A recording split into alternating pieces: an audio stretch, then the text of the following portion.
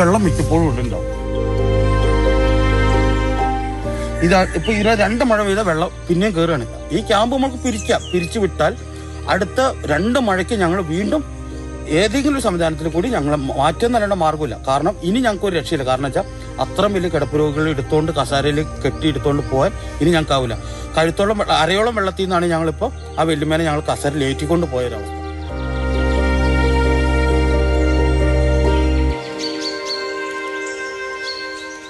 ഇത്രയും കാലം ഇല്ലാത്തൊരു ദുരന്തം ഇപ്പോൾ നിലവിൽ വന്നിട്ടുണ്ട്. അത് കണിയാമ്പറ്റ പഞ്ചായത്തിൻ്റെ അധികൃതമായിട്ടുള്ളൊരു വർക്ക് മൂലം ആ വയലിന് 107 മീറ്റർ നീളത്തിൽ 1.5 മീറ്റർ ഹൈറ്റിൽ മണ്ണിട്ടുകൊണ്ടാണ് ഞങ്ങൾക്ക് ഈ അവസ്ഥ വന്നത്.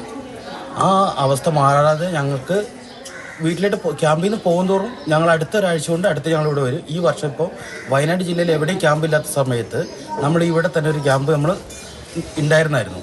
ആ ക്യാമ്പ് പിരിഞ്ഞിട്ട് അടുത്ത 20ാമത്തെ ദിവസം അടുത്ത ക്യാമ്പാണ് നമ്മളിവിടെ വന്നത്. ഇപ്പം ഞങ്ങൾ 14 കുടുംബമുണ്ട് ഇവിടെ. 14 കുടുംബത്തിൽ 42 ആൾക്കാരുണ്ട്. ഇനി ഇതിന് പരിഹാരം കാണാതെ ഞങ്ങൾക്ക് പോകാൻ കഴിയില്ല. ഇതിന് ശാശ്വത പരിഹാരം കാണാതെ ക്യാമ്പിൽ നിന്ന് പോകാൻ ഞങ്ങൾക്ക് കഴിയില്ല.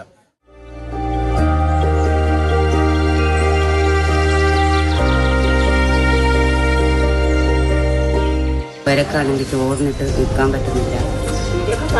ഭയങ്കര തണുപ്പാണ് അടിയൊക്കെ. പിന്നെ ടൈലല്ല, ഒക്കെ മണ്ണിൻ്റെ ആണ്. ഈ ബണ്ട് നിർമ്മാണം തന്നെയാണ് ഇതിന് ഉത്തരവ് ആയിട്ട് നമുക്ക് തോന്നുന്നത്. കാരണം തോന്നുകയല്ല, സംഭവം അത് തന്നെയാണ്. അല്ലെങ്കിൽ നമുക്ക് മുട്ടിൽ പഞ്ചായത്തിൽ ഏറ്റവും ലാസ്റ്റ് വെള്ളം കയറുന്ന ഒരു ക്യാമ്പ് തന്നെ കോളനി ആയിരുന്നു അത്.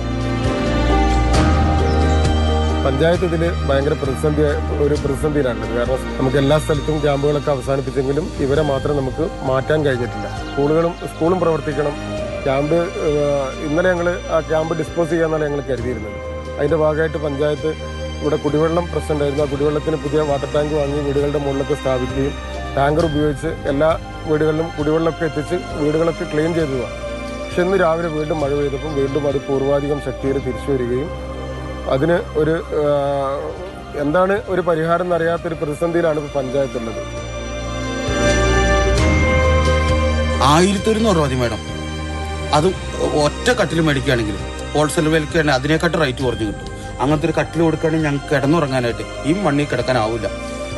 ക്യാമ്പ് പിരിച്ചു വിടുന്നു, പോന്നു കഴിഞ്ഞാൽ ഞങ്ങൾ കിടക്കേണ്ട സ്ഥലമാണിത്. ഇത് ഞങ്ങളും മനുഷ്യരാണ്. ആ ഒരു പരിഗണനയെങ്കിലും ഞങ്ങൾക്ക് തരാനായിട്ട് മേലുദ്യോഗസ്ഥർ അതിനുള്ളൊരു മനസാക്ഷി കാണിക്കുക.